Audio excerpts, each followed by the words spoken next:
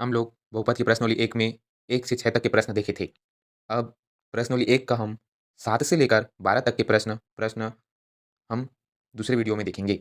जो पूरा भागी है और भाज्य है, इसको अपने को ध्यान देना है।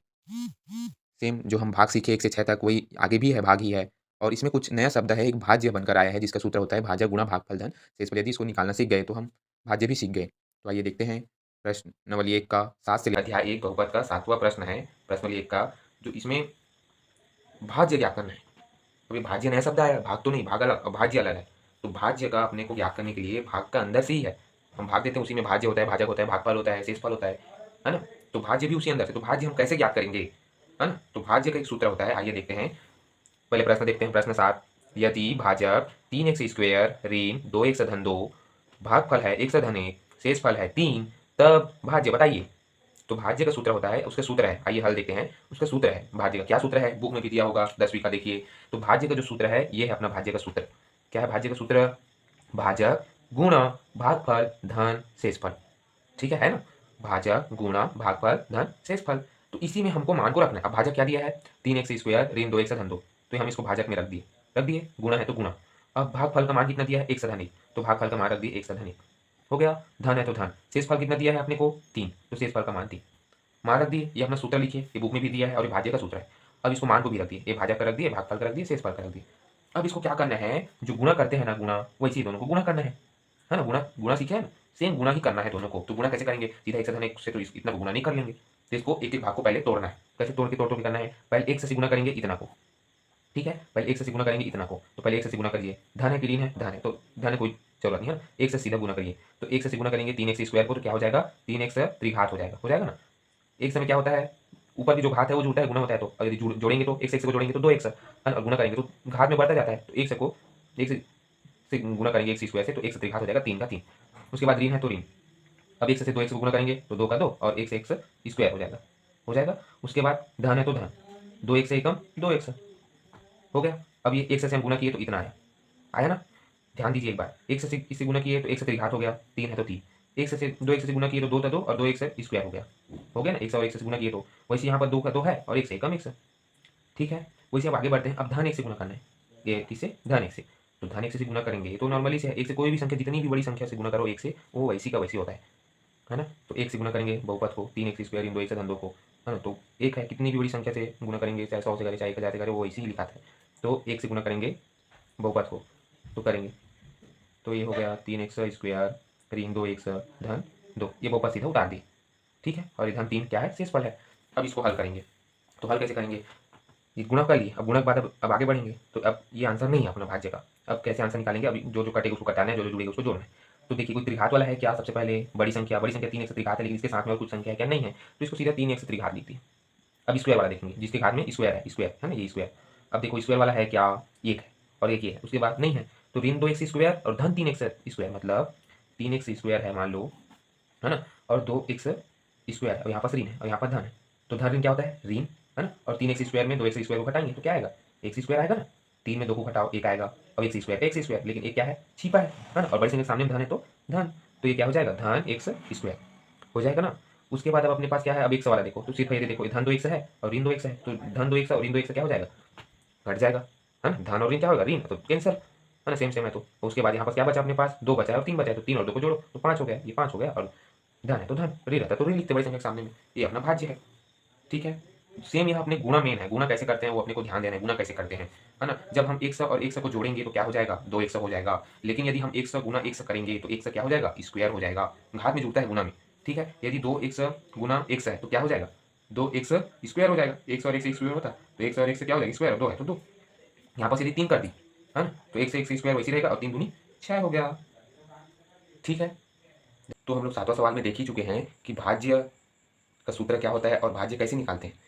और वैसे सेम हमारा जो 8वां सवाल है वो भी भाज्य ही है, भाज्य कैसे निकालेंगे, है ना। और सेम जो 7वां सवाल है सेम टू सेम 8वां भी है, हमको भाज्य ही निकालना है। और सबसे पहले आप लोग देख लीजिए भाज्य का सूत्र क्या होता है, भाजक गुणा भागफल धन शेषफल।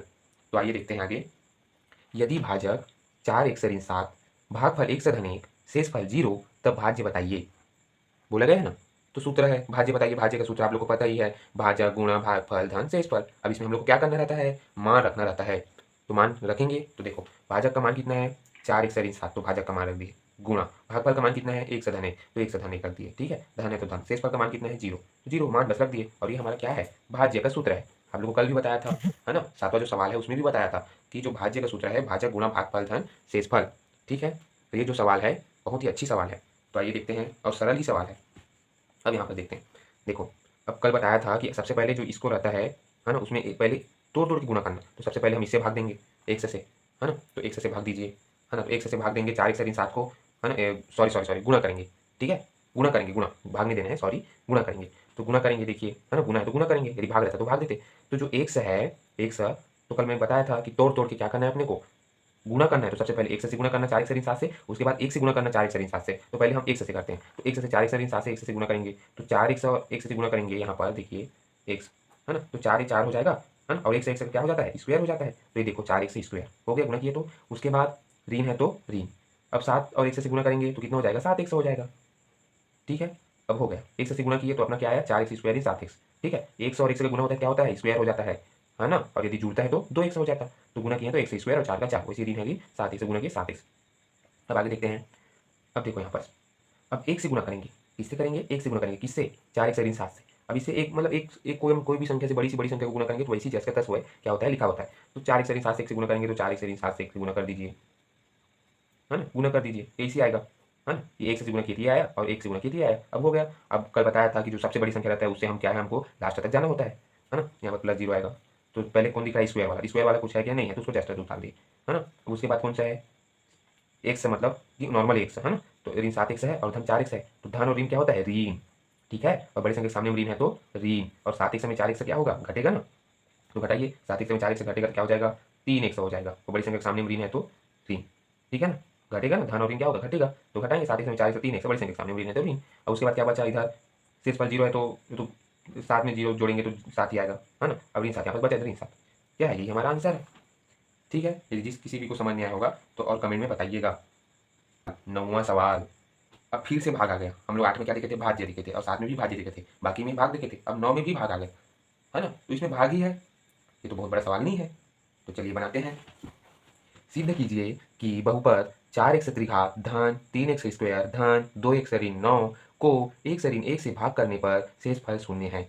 अब इसमें हमने को भाग देना है और क्या ज्ञात करना है शून्य ज्ञात करना है, किसमें शेषफल में, यदि हम इसको भाग देंगे तो शेषफल में क्या आना चाहिए शून्य आना चाहिए, है ना, ये हमको ज्ञात करने के लिए बुलाया 9वां सवाल, और सेम भाग ही है, तो आप सभी को पता है भाग कैसे करते हैं, है ना, तो आइए भाग करेंगे, ठीक है। 1 से ऋण 1 से किसको बहुपद को 4 x त्रिघात धन 3 x स्क्वायर धन 2 x ऋण 9 को बहुपद को क्या करना है अपने को भाग देना है, तो आइए देखते हैं। तो सबसे पहली बात तो है 1 से ऋण 1 से हम क्या गुना करेंगे कि हमारा जो 4 x त्रिघात है वो कटेगा, है ना, जो सामने की राशि रहती है संख्या रहती है उसको हमको क्या करना रहता है घटाना रहता है, तो कैसे घटाएंगे, तो सबसे पहले उसे क्या हमको दिमाग लगाना पड़ता है गुना दिमाग लगाना पड़ता है कि हम ऐसे क्या संख्या से इससे गुना करेंगे, है ना, किसे भाज्य से, इसको भाज्य बोलते हैं, इसको भाजक बोलते हैं, इसको भागफल बोलते हैं, इसको शेषफल बोलते हैं, तो भाज्य से इसे क्या से गुना करेंगे कि जो भागफल और भाज्य से गुना किए तो भाजक आ जाए और कट जाए, तो जो भाजक आ जाए उसकी संख्या से घटाने के लिए हम क्या से गुना करेंगे 4 x स्क्वायर से गुना करेंगे, चलो करते हैं 4 x त्रिघात ऋण 4 x का वर्ग आया, तो ये जो संख्या है उसको कहाँ पर लिखेंगे हम लोग यहाँ पर लिख दिए और 4 x स्क्वायर को भागफल में लिख दिए। अब आप लोग को पता ही है यहाँ पर क्या करते हैं हम लोग धन रहता है तो ऋण और ऋण रहता है तो धन, अब ये धन ऋण क्या हो जाएगा कैंसिल हो जाएगा, यहाँ पर धन है ना यहाँ पर ऋण तो कट जाएगा, कट जाता है धन ऋण, है ना, अब यहाँ पर क्या हो गया 3 x स्क्वायर धन 4 x स्क्वायर, मतलब दोनों धन में है तो जुड़ेगा कि घटेगा, जुड़ेगा, धन है तो 4 और 3 में 4 और 3 को जोड़ो तो कितना है 7 और x स्क्वायर है तो x स्क्वायर 7 x स्क्वायर, ठीक है, बाकी को हम लोग उतार देंगे, है ना, धन 2 x ऋण 9 है तो ऋण 9, अब उतार देंगे। अब किससे दिमाग लगाएंगे कि हमारा 7 x स्क्वायर आए, है ना, और भाज्य को, है ना, भाज्य से इसे क्या से गुना कीजिए 1 से ऋण 1 में गुना करेंगे कि हमारा जो 7 x स्क्वायर आए, तो किससे करेंगे 7 x से करेंगे, तो कीजिए 7 x स्क्वायर ऋण है तो ऋण 7 x एकम 7 x, ठीक है, तो अपना ये जो संख्या है उसको कहाँ लिखेंगे यहाँ पर लिखेंगे, और जो 7 x है उसको कहाँ लिखना है भागफल में लिखना है, और धन 7 x है तो धन 7 x है, ठीक है। तो चलो देखिए यहाँ पर धन है तो क्या हो जाएगा ऋण हो जाएगा, ये धन है तो ये क्या हो जाएगा कट जाएगा, तभी तो सवाल आगे बढ़ेगा ना, और यहाँ पर ऋण है वो क्या हो जाएगा धन हो जाएगा, तो यहाँ पर फिर से देखो दोनों धन धन में आ गए, और 7 और 2 कितना होता है 9 और 1 है तो 1 ठीक है, तो 7 2 9 1 अब ऋण 9 बचा है ऋण 9 को उतार देंगे, है ना। अब किससे अपने को गुना करना है कि 9 1 आ जाए, तो चल करके देखते हैं भाज्य से, तीसरा पॉइंट अपना मुख्य उद्देश्य 1 से ऋण 1 गुना किससे करेंगे, चलो आप लोग बताओ किससे कर सकते हैं 1 से ऋण 1 से, तो किससे करेंगे एकदम बहुत ही सरल जवाब है। 9 से करेंगे तो ऑटोमेटिक 9x आएगा, है ना। तो 9x ऋण है तो ऋण 9 एकम 9, इसको ही अपना ये जो 9x ऋण 9 यहाँ पर लिख देंगे और 9 को भागफल में लिख देंगे। धन 9 है तो 9, ठीक है। अब ये धन में है और ये भी धन में है, तो यहाँ पर क्या हो जाता है, ऋण हो जाता है, कट जाएगा। और यहाँ पर ऋण में क्या हो जाएगा, धन हो जाएगा। तो ऋण 9 धन 9 क्या हो जाएगा, घटेगा। तो 9 में 9 घटाएंगे कितना आएगा, 0 0। तो हमारा क्या है, शेष फल। क्या क्या करने के लिए बोला था, शेष फल। तो शेष फल हम लोग क्या किया, क्या आया, 0। मतलब हमारा आंसर सही है, सिद्ध हो गया, सिद्ध हुआ, इति सिद्धम। ठीक है। 10वां प्रश्न है, बहुत ही सरल और आप लोग बनाते हुए आए हैं 9 तक। और 10वां सवाल भी वैसी है, इसमें अपने को भाग ही करना है। और क्या क्या करना है, याद करना नहीं है। इसमें बोला है कि शेष फल शून्य है अथवा नहीं। हम भाग करेंगे, उसके बाद भाग करके शेष फल शून्य आ रहा है कि नहीं उसको हमको बदलाना है। तो 9 तक तो पूरा भाग ही दिए हैं, वैसे 10वां को भी भाग देना है। तो आइए देखते हैं 10वां सवाल। जांचिए कि बहुपद एक्स स्क्वायर ऋण 5x धन 3 को x ऋण 3 से भाग करने पर शेष फल शून्य है अथवा नहीं। ठीक है, तो हल देखते हैं। बहुपद x ऋण 3 से हमको बहुपद x स्क्वायर ऋण 5x धन 3 से क्या करना है, भाग देना है। तो x ऋण 3 से हम लोग भाग देंगे बहुपद x स्क्वायर ऋण 5x धन 3 को। तो क्या, सबसे पहले अपने को पता ही है कि x स्क्वायर को क्या करना रहता है, अपने जो सामने की जो संख्या रहती है उसको कटाना रहता है, तभी हमारा जो भाग है वह आगे बढ़ता है। तो एक्स स्क्वायर लाना है अपने को। तो कैसे आएगा, ऐसे भाज्य जैसे क्या संख्या से गुना करेंगे कि एक्स स्क्वायर आ जाए। तो सबसे पहले आप सभी को पता है कि एक्स से गुना करेंगे, इससे करेंगे एक्स से। तो एक्स से गुना कीजिए, एक्स ऋण 3 से। तो एक्स से गुना करिए तो एक्स स्क्वायर, ऋण है तो ऋण, और 3x क्या हो जाएगा, एक्स और 3 की गुना करेंगे तो 3x हो जाएगा। तो ये जो राशि आई उसको हम कहाँ पर लिखेंगे, भाग में लिखेंगे। और एक्स है उसको कहाँ लिखते हैं, भागफल में लिखते हैं। तो ये भाग में लिख दी, ठीक है। अब यहाँ पर क्या होता है, यहाँ पर धन है तो क्या हो जाएगा, ऋण, और यहाँ पर ऋण में क्या हो जाएगा, धन। तो ये धन और ऋण क्या हो जाता है, कैंसल। अब यहाँ पर देखिए ऋण 5x है और यहाँ पर धन 3x है। तो ऋण और धन क्या होगा, जुड़ेगा कि घटेगा, तो घटेगा। ठीक है, तो 5 में 3 को घटाएंगे कितना आएगा, 2x। ठीक है, 5x में 3x को घटाएंगे तो 2x। लेकिन बड़ी संख्या के सामने में क्या है, ऋण, तो क्या लगाएगा, ऋण 2x। ठीक है, अब धन 3 को उतार दिए। अब ऐसे हम आगे बढ़ते हैं। अब ऐसे संख्या हमको लाना है कि ऋण 2x आए, है ना, ऋण 2x आना चाहिए। ऐसे क्या संख्या से भाज्य से गुना करेंगे, x ऋण 3 से, कि ऋण 2x आ जाए। तो ऋण 2x लाने के लिए किससे करेंगे, ऋण 2 से गुना करेंगे, है ना। तो देखिए इधर x ऋण 3 है ना, x ऋण 3 भाज्य। अब इससे ऋण 2 से गुना कीजिए तो आएगा ना ऋण 2x। तो ऋण 2x ऋण धन 3 दूनी 6। ठीक है, आया ना, ये 2x से गुना किए, 2x ऋण है तो ऋण, ऋण धन हो जाएगा 3 दूनी 6। तो ये जो संख्या है, राशि है, उसको कहाँ लिखेंगे, भाग में। ठीक है, और ऋण 2 को कहाँ लिखेंगे, भागफल में। अब देखिए, अब यहाँ पर तो यहाँ पर ऋण की जगह क्या हो जाएगा, धन हो जाएगा। तो ऋण और धन क्या हो जाएगा, कैंसल हो जाएगा। ठीक है, घटेगा ना, तो 0 हो जाएगा, कट। और धन 3 और ऋण 6, है ना। तो ऋण 6 है और धन 3 है, जुड़ेगा कि घटेगा, घटेगा। तो 6 में 3 को घटाइए कितना आएगा, 3 आएगा। और बड़े संख्या के सामने में ऋण है तो ऋण, तो बड़े संख्या के सामने में ऋण है तो ऋण, और 6 में 3 घटाएंगे तो 3। ठीक है, ये हमारा शेष फल है ना। और भागफल क्या है, 1 से ऋण 2।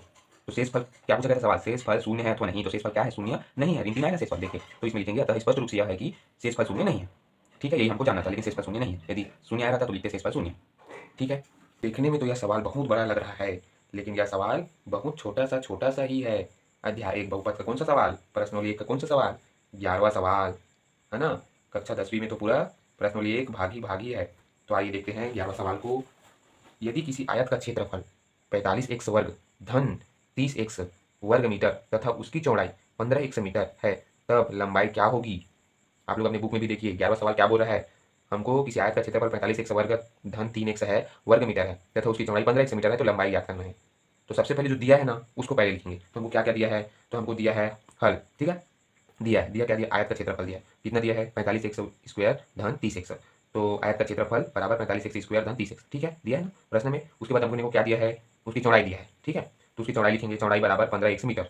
ठीक है, दिया है, आयत का क्षेत्रफल दिया है, चौड़ाई दिया है, और कुछ दिया है क्या, नहीं दिया है, लंबाई भी दिया है। तो लेकिन वो क्वेश्चन मार्क, हमको क्या करना है, लंबाई जो दिया है उसको लिख लिए। ठीक है, ध्यान से देखना। उसके बाद अब आयत का क्षेत्रफल, अब लंबाई याद करना है। तो आयत का क्षेत्रफल का सूत्र लगाएंगे। लंबाई का कुछ सूत्र होता है क्या, नहीं होता है ना। चौड़ाई का सूत्र होता है क्या, नहीं होता है। जो पूछा सवाल है उसी से तो हम आयत का क्षेत्रफल के सूत्र से ही तो हम लंबाई निकाल पाएंगे ना, क्योंकि आयत का क्षेत्रफल ही पूछा है। तो आयत का क्षेत्रफल से, आयत का क्षेत्रफल का सूत्र क्या होता है, लंबाई गुना चौड़ाई। ठीक है, आयत का क्षेत्रफल का सूत्र क्या होता है, लंबाई गुना चौड़ाई। तो यदि हम आयत के क्षेत्रफल को, नहीं, आयत के क्षेत्रफल को यहीं पर रखें और चौड़ाई को हम पक्षांतर करेंगे। ठीक है, चौड़ाई को हम पक्षांतर करेंगे तो गुणा का पक्षांतर क्या होता है, भाग होता है। और धन और ऋण का पक्षांतर क्या होता है, यदि ऋण है तो धन हो जाएगा, धन है तो ऋण हो जाएगा पक्षांतर। वैसे गुणा में भी होता है, यदि हम गुणा का पक्षांतर करेंगे तो भाग में होगा, और भाग का हम पक्षांतर करेंगे वह गुणा में होगा। तो वैसे हम लंबाई का हमको ज्ञात करना है। तो यदि हम पक्षांतर करेंगे चौड़ाई को तो ये किसमें आ जाएगा, बटे में आ जाएगा। तो लंबाई बराबर क्या हो जाएगा, आयत का क्षेत्रफल बटे चौड़ाई।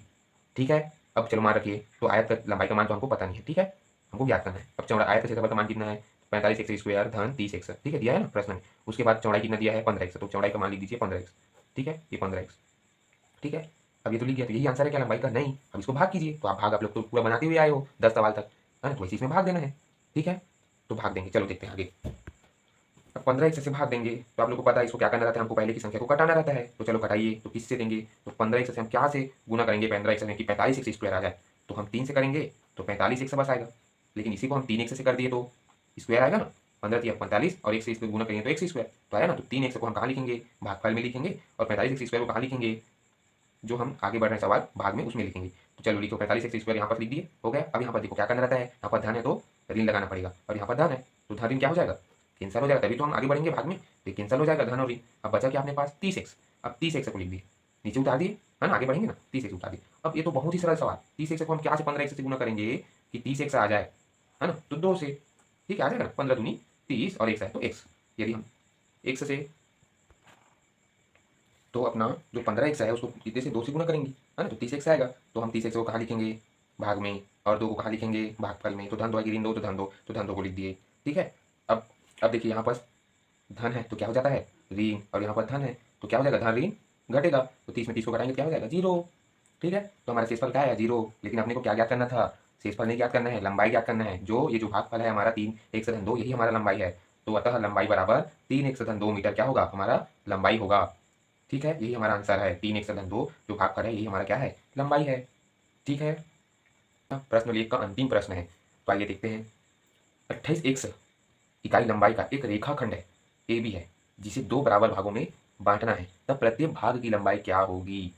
यदि हम 2 मीटर का रस्सी लेते हैं और उसको एक बराबर भाग में बांटने के लिए बोलता है, तो यदि एक बराबर भाग में बांटेंगे तो कितना आएगा? 2 को एक भाग में बांट देंगे तो अलग अलग 2 भाग हो जाएगा ना। सेम उसी प्रकार ये भी है, यदि हम ऐसे एक रेखाखंड खींचते हैं और इसको 2 भागों में बांटो बोल रहे हैं, है ना, मान लो यहाँ पास ए है, यहाँ पास बी है, अब 2 बराबर भाग में बांटो बोल दिया, यदि यहाँ पास से बांट दी, ठीक है, मान लो एक 5 सेंटीमीटर का है, ठीक है, इसको 2 बराबर भागों में बांटने के लिए बोल दिया, है ना, तो इधर कितना हो जाएगा? 2.5 सेंटीमीटर, इधर कितना हो जाएगा? 2.5 सेंटीमीटर हो जाएगा ना। बस वैसे 4 सेंटीमीटर का है, कोई भी मान लो ऐसा रस्सी है ना, ए और बी, है ना, अब इसको 2 बराबर भाग में बांटना है, 4 सेंटीमीटर को ए बांट दी, 2 सेंटीमीटर इधर, 2 सेंटीमीटर इधर। सेम उसी प्रकार ये जो सवाल है अपना है, एक रेखाखंड ए बी की लंबाई 28 एक्स इकाई जो अपने दिया है ना, बुक में प्रश्न में। अभी 28 एक्स दिया, इसको 2 बराबर भागों में बांटने के लिए बोला है, तो प्रत्येक भाग की लंबाई 28 एक्स बटे क्या हो जाएगा? 2 से भाग देंगे, 2 बराबर भाग में बांटने के लिए 2 से भाग दे दीजिए, तो कितना आ जाएगा? 14 दूनी 28 एक्स इकाई, यही इसका आंसर है। ठीक है, यदि 3 भागों में बांटने के लिए बोलता तो 3 से भाग देते, 4 भागों में बांटने के लिए बोलता तो 4 से भाग देते। ठीक है, उसी प्रकार 2 भागों में बांटने के लिए बोला है, तो ये 28 एक्स की एक लंबाई रेखाखंड है, उसको 2 भागों में बांटेंगे तो अपना क्या आएगा? 14 एक्स। ठीक है, धन्यवाद।